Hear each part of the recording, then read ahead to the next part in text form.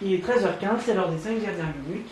Aujourd'hui, mes invités sont Elsa Brunet, porte-parole des laboratoires Servier, et Alexandre de Saint-Jean, médecin généraliste. Docteur de Saint-Jean, bonjour. Bonjour. Pour vous, qu'est-ce qu'un médicament? Alors, comme vous l'avez dit précédemment, un médicament est une substance composée d'excipients qui sont responsables du goût et de la forme du médicament et de principes actifs qui sont destinés à répondre à un ou plusieurs besoins physiques et ou psychologiques chez l'individu. Très bien.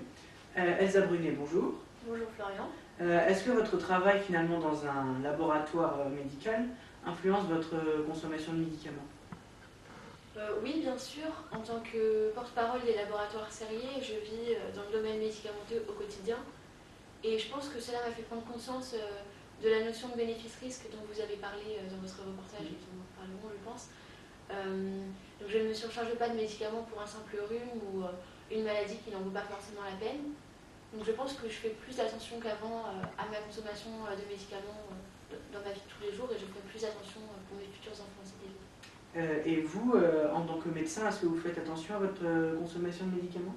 Pour ma part, je pense que j'y fais attention, mais inconsciemment, puisque si j'ai mal quelque part ou que j'ai besoin de prendre un médicament et que j'ai envie d'en prendre un, je vais le prendre automatiquement sans me poser de questions comme ça.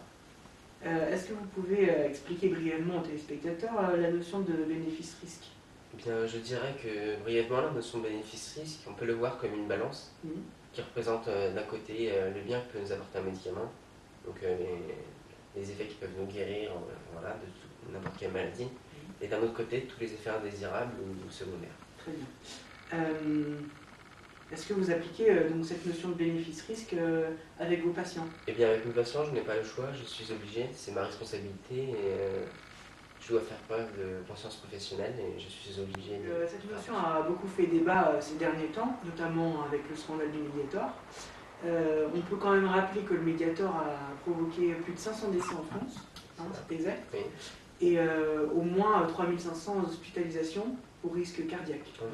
C'est quand même assez lourd comme bilan. Donc, est-ce que vous pouvez me donner donc, votre avis donc, sur ce scandale? Moi, pour ma part, j'étais au premier rang quant à ce scandale. Oui, bon, on peut le rappeler, vous êtes quand même la porte-parole des laboratoires Servier. Voilà, en effet. Nous avons été beaucoup incriminés, on nous a reproché beaucoup de choses, puisque nous sommes le laboratoire responsable de la commercialisation de ce médicament. Mais je pense qu'au-delà de tous ces reproches qui nous ont été faits, je pense que cela aurait pu arriver à n'importe quel laboratoire de médicaments. Je ne sais pas si c'est très juste de nous incriminer, nous particulièrement. Oui, mais quand même, s'il y a une erreur dans la composition du médicament, ça vient du laboratoire, indéniablement. Certes, mais je pense qu'il est important de rappeler, de préciser que quand même tous ces décès dont vous avez parlé, ces victimes, ces hospitalisations ont subi une cause qui est différente de celle du laboratoire.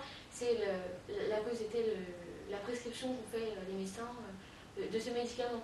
Il a été, il me semble, utilisé à tort, prescrit dans les conditions qui n'étaient pas les conditions de base de prescription de ce médicament. Donc je pense que les médecins peuvent être incriminés tout autant que les laboratoires Servier dans... Mais je vous rappelle quand même que cela vous arrange bien, puisqu'il vous a fait gagner beaucoup d'argent, puisque je vais rappeler que pendant plus de 3 mois en France, il y a eu environ 3 millions de personnes utilisant le Mediator, soit environ 145 millions de boîtes vendues. Ce qui profite bien à votre laboratoire. Vous êtes en train de dire que nous sommes fait de l'argent en dépit des victimes de cette affaire. C'est cela, oui. Je ne suis pas d'accord du tout, c'est un peu honteux de dire cela, puisque vous êtes bien placé en plus pour le dire, vous les médecins qui avez prescrit ces médicaments à tort pour diabète ou autre. Donc je ne suis pas du tout d'accord avec cela. Mais moi je suis d'accord avec moi-même, mais je trouve ça inadmissible. Excusez-moi de vous couper un instant, là on doit rendre l'antenne. Donc je vous remercie beaucoup d'être venus tous les deux témoigner sur notre plateau.